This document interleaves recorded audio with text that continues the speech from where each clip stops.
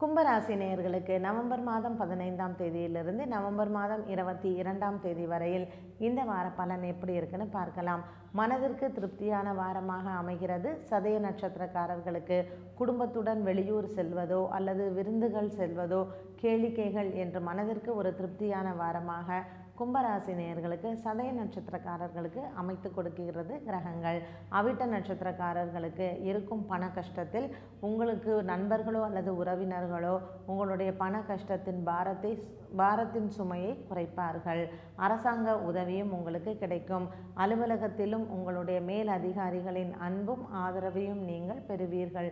பூரட்டாதி நட்சத்திரக்காரர்களுக்கு உங்களுடைய பெற்றோர்களின் உடல் நலத்திற்காக மருத்துவ செலவுகள் ஏற்படுவதற்கு வாய்ப்பு உண்டு.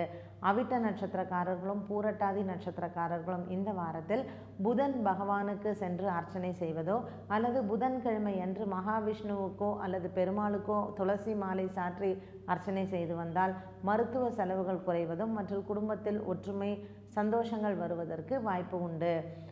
குறிப்பாக இந்த சதய நட்சத்திரக்காரர்களுக்கு இந்த வாரத்தில் சனி பகவானுக்கு சென்று அர்ச்சனை செய்தால் உங்களுடைய மன குழப்பங்களும் மன பாரங்களும் குறையும். சனி பகவானுடன் சேர்ந்த ராகு பகவானுக்கும் நீங்கள் சனிக்கிழமை அன்று அர்ச்சனை செய்து பரிகாரங்கள் செய்தால் கும்பராசியில் இருக்கும் சதய நட்சத்திரக்காரர்களுக்கு இந்த வாரம் இனிமையான வாரமாக நீங்கள் மாற்றி அமைத்து கொள்ளலாம். பங்கு வர்த்தகத்தில் முதலீடு செய்ய எண்ணம் இருப்பவர்கள் அதற்கான நாட்கள் இந்த வாரம் தவிர்ப்பது நல்லது. உங்களுக்கு பண வரவை விட இந்த வாரம் செலவுகள் அதிகமாக இருப்பதனால் இந்த வாரத்தில் கும்பராசி நேயர்கள் பங்கு வர்த்தகத்தில் முதலீடு செய்யாமல் இருந்தால் சாலச் சிறந்ததாகும். அவிட்டம் சதயம் மற்றும் பூரட்டாதி நட்சத்திரம் இந்த கும்பராசி நேயர்களுக்கு இந்த வாரம் முழுவதும் ஒரு திருப்தியான வாரமாக இருக்கும்.